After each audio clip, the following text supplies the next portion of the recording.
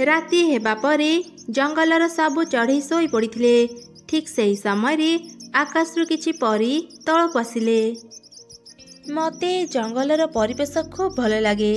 इच्छा हुए सबु दिन एठी रही जिबाकू। प्रति राति रे आमे जंगल को बुलिबा पे आसंती। एक कथा परिमा जानी नहंती। से जानिले ना बहुत रागिबे। सकाळ हेबा पूर्वरु आमे समस्ते एठू चली जिबा। तापरे परिमा ने गीत गाई नाचिले। जंगल सारा बुलिले आउ खूब मजा कले। सकाळ हेबा पूर्वरु सेमाने चली गले। सेई जंगल रे विभिन्न प्रकारर चढ़ई रहुथिले। चिल थिला सेमानक राजा। से चिल राजा खूब दयालु थिला।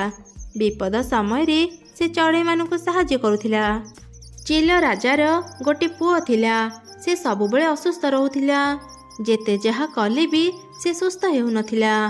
राजा चिल निज पुओ पाई सबुबेले चिंतारे रहुथिला। थरे राति रे राजा चिल सोई नथिला। हठात तार नजर चमकुथिबा एक आलुओ उपरे पड़िला। कौन हेउची जानिबा पाई राजा चिल आलुओ चमकुथिबा जगह हुआला। सेठी से परिमानकु देखिला। अरे ए कौन परिमान आम जंगल को आसीचंती। एइटा तो खूब भल कथा। हेले खाली हातरे तांको सामना को जिबाटा ठीक हेबनी। एमिति चिंता करी चिल राजा किछि फल धरी परिमानक पाखु गला। आउ सेमानंकु से फल उपहार देई तांको स्वागत जणैला। राजा चिलर एपरी भल गुण देखि परिमाने खूब खुशी हेई गले। चिल राजा आमे शुणिथिलु तुमे जणे भल राजा। आज आमे निज आखिरे भी देखिलु। हेले तुमे बहुत चिंतारे थिबा बेले जणा पडुछ। कौन हेची तुमर आमको कुह। परी मोर गोटिए बोली पुओ तार देह भल नाही।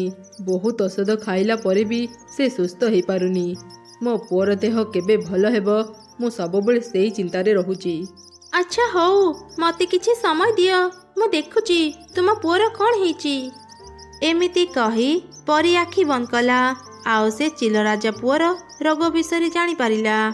परी चिल राजा को किछि मंजी देला आउ कहिला चिल राजा ए मंजी को नहीं चाष कर। ए मंजीर जो गछ बाहरिबो से गछरे जादुर लिचु फलिबो। से लिचु तम पुओ खाइले से सुस्थ हेजिबो। राजा चिल एमिति सुनी खूब खुशी हेगला। आउ परिमान को धन्यवाद जणैला। तापरे परिमाने सेठारु चली गले। चिल राजा से मंजी धरी निज प्रासाद को फेरिला। परदिन से तार सिपाही को कहिला जाओ जंगल सारा घोषणा करि दियो। जहार भी जमी अछि सेमानंकु मो पाखकु आसीबाकु कुह। सुण सुण सुण समस्ते सुण। चिल राजा आदेश देइचंती जहार भी जमी अछि से शीघ्र राजांक पाखकु जाओ। मोर भी तो किछि जमी अछि हेले चिल राजा हठात आमको डाकिचंती कौन पाई तांको पाखकु जाई देखे। आरे पिला माने आमर भी तो गोटे छोट जमी अछि। चलो समस्ते चिल राजांक पाखकु जिबा आउ जानिबा से कौन पाई आमको डकिचंती। से जंगल रे केवल मिटू काऊ आउ चढ़ई रही जमी थिला। सेमाने चिल राजा पाखकु गले। महाराज आपण हठात आमको डाकिले कौन पाई। तमे माने तो जानिच बहुत दिनरु मो पुओर देह खराब। जणे परी मते किछि जादुर मंजी देइजंती। ए मंजी नहीं चाष कला परे जो फल हेबो ताकू खाइले मो पुओ सुस्थ हेबो। तमे माने समान भाग करी ए मंजी को नहीं चाष आरंभ कर। जहार भी फल खाई मो पुओ सुस्थ हेबो मु ताकू मो परे ए जंगलर राजा घोषणा करिबी। तापरे से तीन जण समान भागरे मंजी नेई निज निज जमी को चली गले। सेमानक भितरु काऊ थिला बहुत अलसुआ। से मंजी को नहीं ता घर को गला आउ कहिला चिल राजा पाई एते परिश्रम करी मु चाष करि परिबिनी। ए मंजी सबु देखिबाकू बहुत सुंदर खाइबाकू भी भल लागुची। मु आराम रे बसी बसी गोटे मास जाए खाइबा खाई परिबी। मते आउ कष्ट करी खाइबा खोजिबाकू पड़िबनी। एमिति कही काऊ प्रतिदिन से मंजी को भाजी भाजी खाइबा आरंभ कला। सेपटे मिटू ता जमी को हल करबा आरंभ कला। किछि समय रे ही से बहुत थकी गला। ना मु आउ हल करि पारिबिनी बहुत थका लागुची। जेतिकी भी हल करिछि सेथिरे मंजी को बुणी दिए। एमिति कही मिटू गोटे जगार ही सब मंजी बुणी चली गला। ସେପଟେ କିନ୍ତୁ ଚଢ଼େଇ ବହୁତ ପରିଶ୍ରମ କରି ଜମି ହଳ କଲା ଆଉ ଠିକ୍ ଭାବରେ ନିଜ ମଞ୍ଜି ବୁଣିଲା। ଚଢ଼େଇ ଆଉ ତାର ଛୁଆମାନେ ପ୍ରତିଦିନ ମଞ୍ଜି ଗୁଡ଼ିକରେ ପାଣି ଦେଇ ତାର ଯତ୍ନ ନେଉଥିଲେ। କିଛି ଦିନ ବିତିଗଲା। ଦିନେ ମିଟୁ ତା ଜମିକୁ ଯାଇ ଦେଖିଲା ତା ଜମିରେ ଛୋଟ ଛୋଟ ଗଛ ବାହାରିଥିଲା, ହେଲେ ପାଣିର ଅଭାବରୁ ସେ ଗଛ ଗୁଡ଼ିକ ମରିଯାଇଥିଲା। ମୋର କେତେ ବଡ଼ ଭୁଲ ହେଇଗଲା। ମଝିରେ ମଝିରେ ଆସି ଏ ଗଛ ଗୁଡ଼ିକରେ ପାଣି ଦେବାର ଥିଲା। ପାଣି ନ ପାଇ ମୋର ସବୁ ଗଛ ଶୁଖିଗଲା। ଏବେ ମୁଁ କ'ଣ କରିବି? ମୁଁ କାଉ ପାଖକୁ ଯାଏ, ସେ କ'ଣ କରୁଛି ଦେଖି ଆସେ।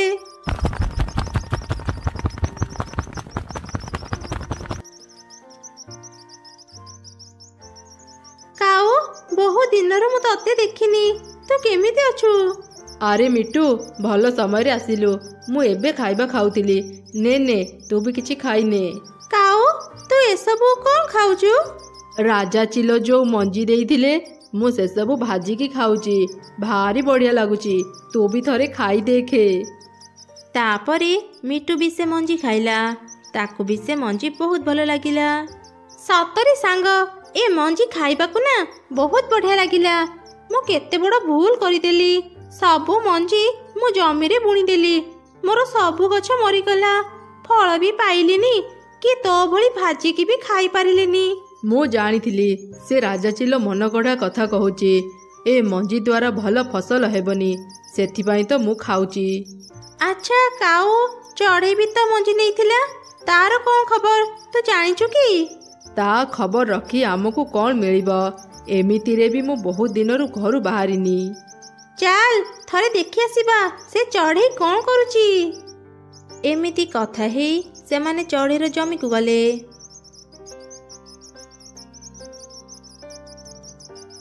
ମା, ଦେଖ ଆମର କେତେ ଲିଚୁ ଫଳିଛି। ଆରେ ଧନ, ଆମେ ସମସ୍ତେ ବହୁତ ପରିଶ୍ରମ କରିଥିଲେ। ଏସବୁ ଆମ ପରିଶ୍ରମର ଫଳ। ତାପରେ ଚଢ଼େଇ ତାର ଦୁଇ ଛୁଆଙ୍କ ସହ ଘରକୁ ଚାଲିଗଲା।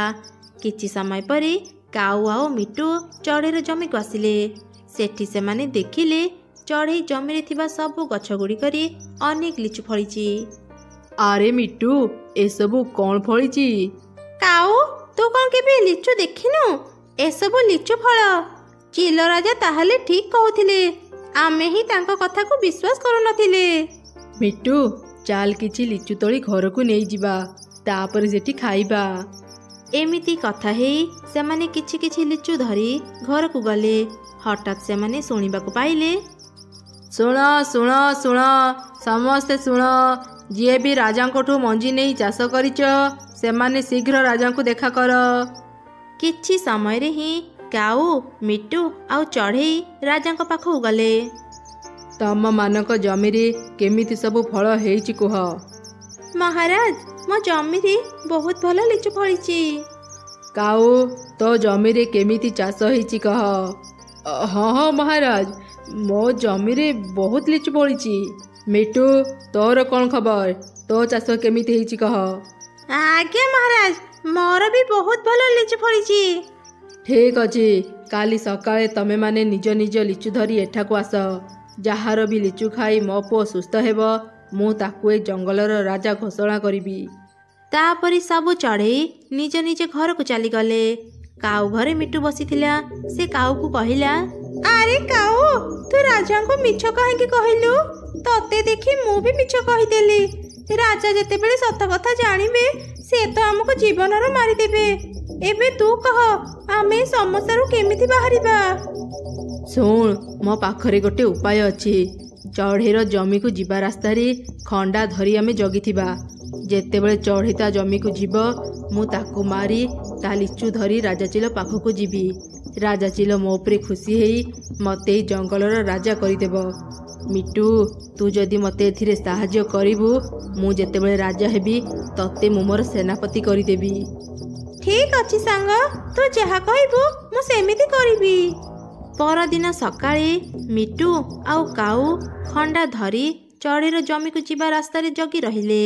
ସେପଟେ ଚଢ଼େଇ ତାର ଛୁଆଙ୍କୁ କହିଲା, ପିଲାମାନେ ଚାଲ ଶୀଘ୍ର ଲିଚୁ ତୋଳି ଚିଲ ରାଜାଙ୍କ ପାଖକୁ ଯିବା, ପଛରେ ନହେଲେ ଡେରି ହେଇଯିବ। ଏମିତି କଥା ହେଇ ମା ଛୁଆ ତାଙ୍କ ଜମିକୁ ଯିବା ପାଇଁ ବାହାରିଲେ। ସେପଟେ କାଉ ତା ଖଣ୍ଡାକୁ ତଳେ ରଖି ଢଳଉଥିଲା। ଭୁଲରେ ସେ ତା ନିଜ ଖଣ୍ଡା ଉପରେ ପଡ଼ିଗଲା। ଖଣ୍ଡା କାଉର ପେଟ ଭିତରେ ପଶିଗଲା। ଏ କ'ଣ କାଉ, ତୁ ତ ନିଜେ ଖଣ୍ଡା ଧରିଥିଲୁ, ତୋ ପେଟ ଭିତରକୁ କେମିତି ଗଲା? ସାଙ୍ଗ ମିଟୁ, ମୋତେ ଭାରି ଯନ୍ତ୍ରଣା ହେଉଛି। ମୋତେ କିଛି ପଚାରନି, ଶୀଘ୍ର ମୋତେ ଘରକୁ ନେଇଯା। ମୋ ଘରେ କିଛି ଔଷଧ ଅଛି, ଔଷଧ ଖାଇଲେ ମୁଁ ସୁସ୍ଥ ହେଇଯିବି। କାଉ, ତୁ ଯେତେବେଳେ ସୁସ୍ଥ ହେବୁ ସେଇ ସମୟରେ ଚଢ଼େଇ ତା ଲିଚୁ ନେଇ ରାଜାଙ୍କ ପାଖକୁ ଯାଇସାରିଥିବ। ତାଠୁ ଭଲ ତୁ ଏଇଠି କିଛି ସମୟ ଅପେକ୍ଷା କରିଥା। ମୋ ଚଢ଼େଇର ସବୁ ଲିଚୁ ନେଇ ରାଜାଙ୍କ ପାଖକୁ ଯାଉଛି। ଏମିତି କହି ମିଟୁ ସେଠାରୁ ଚାଲିଗଲା। କିଛି ସମୟ ପରେ ସେ ରାସ୍ତାରେ ଚଢ଼େଇ ଆଉ ତାର ଛୁଆମାନେ ଯାଉଥିଲେ। ସେମାନେ କାଉର ଅବସ୍ଥା ଦେଖି ତା ପାଖକୁ ଗଲେ। କାଉ, ତୋର ଏମିତି ଅବସ୍ଥା କିଏ କଲା? ଚଢ଼େଇ, ମୋତେ ଟିକେ ସାହାଯ୍ୟ କର। ଶୀଘ୍ର ମୋତେ ମୋ ଘରକୁ ନେଇଯା, ମୋ ଘରେ ଔଷଧ ଅଛି। କାଉର କଥା ଶୁଣି ଚଢ଼େଇ ତାକୁ ଶୀଘ୍ର ତା ଘରକୁ ନେଇଗଲା।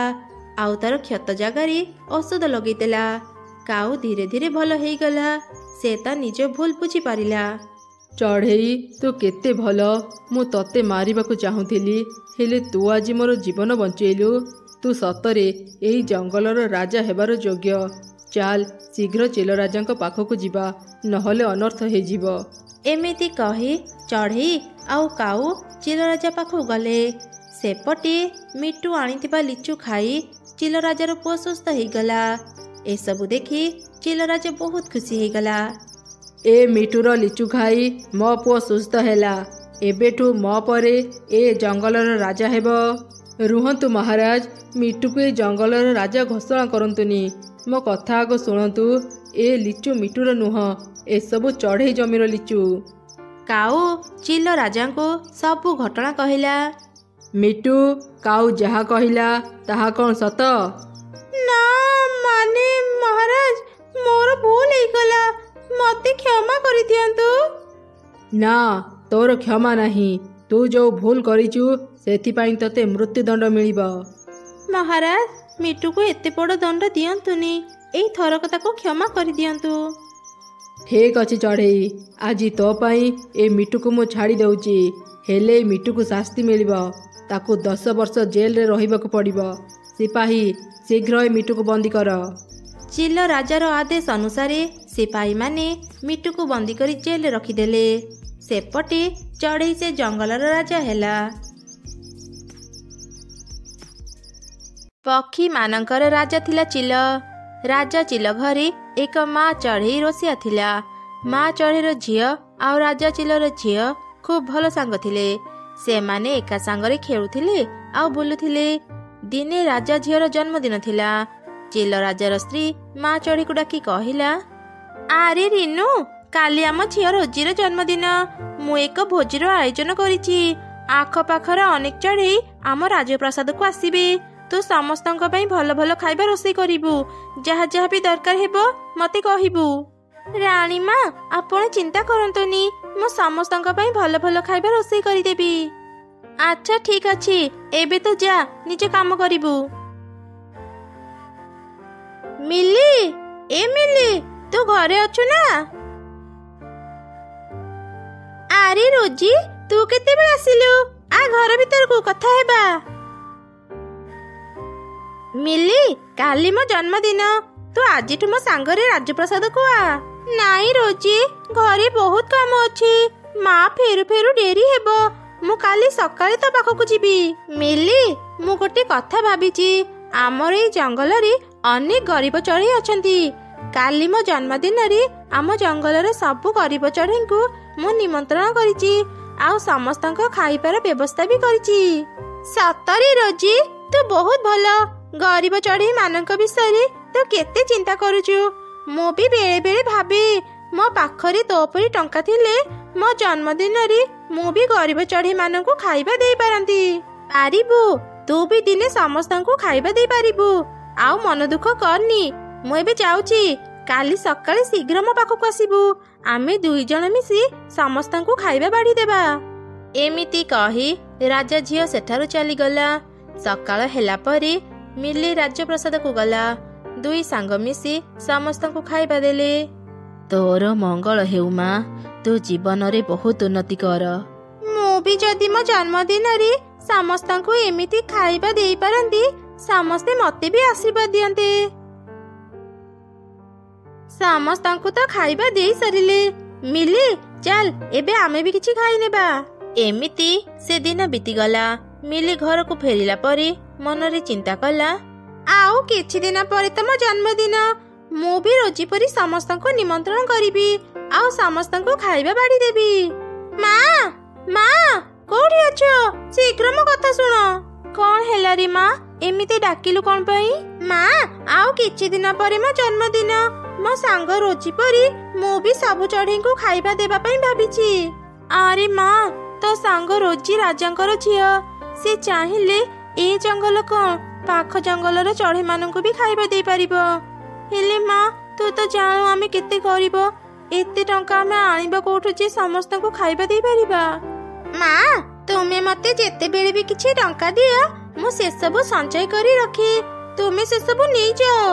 ହେଲେ ତୁ ସେସବୁ ଟଙ୍କା ତ ନିଜ ସୁନାହାର କିଣିବା ପାଇଁ ରଖିଛୁ ନା।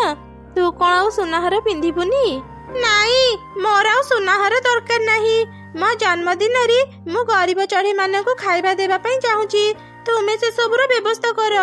ଆଚ୍ଛା ଠିକ ଅଛି, ତୋର ଯଦି ଏଇଆ ଇଚ୍ଛା, ମୁଁ ତ ଇଚ୍ଛା ନିଶ୍ଚୟ ପୁରା କରିବି। ତାପରେ କିଛି ଦିନ ବିତିଗଲା। ମିଲିର ଜନ୍ମଦିନ ଆସିଲା ପରେ ତା ମା କିଛି ଗରିବ ଚଢେଇଙ୍କୁ ନିମନ୍ତ୍ରଣ କଲା। ଏସବୁ ରାଜାଙ୍କ ବଗିଚା ଜଗୁଥିବା କାଉ ଶୁଣିବାକୁ ପାଇଲା। ଥରେ ମା ଚଢେଇ ପାଇଁ କାଉ ରାଜା ଚିଲ ପାଖରୁ ଗାଳି ଶୁଣିଥିଲା। ପ୍ରତିଶୋଧ ନେବା ପାଇଁ ସେ ଏକ ଦୁଷ୍ଟ ଯୋଜନା ବନେଇଲା। ଚାକରାଣୀ ଝିଅର କେତେ ସଉକ ଦେଖ। ସେଦିନ କେତେଟା ଫଳ ଚୋରି କରି ବିକିଲି ବୋଲି ସେ ଚଢ଼େଇ ମତେ ରାଜାଙ୍କ ପାଖରୁ ଗାଳି ଶୁଣିଥିଲା। ଏଇଟା ଭଲ ସମୟ ତା ପାଖରୁ ପ୍ରତିଶୋଧ ନେବା ପାଇଁ। ସେ ଅଳ୍ପ କେତେଜଣ ଚଢ଼େଇଙ୍କୁ ଡାକିଛି। ମୁଁ ଏ ଜଙ୍ଗଲର ସବୁ ଚଢ଼େଇଙ୍କୁ ତା ଘରକୁ ପଠେଇଦେବି। ତାପରେ ଦେଖିବି ସେ କେମିତି ସମସ୍ତଙ୍କୁ ଖାଇବା ଦେବ।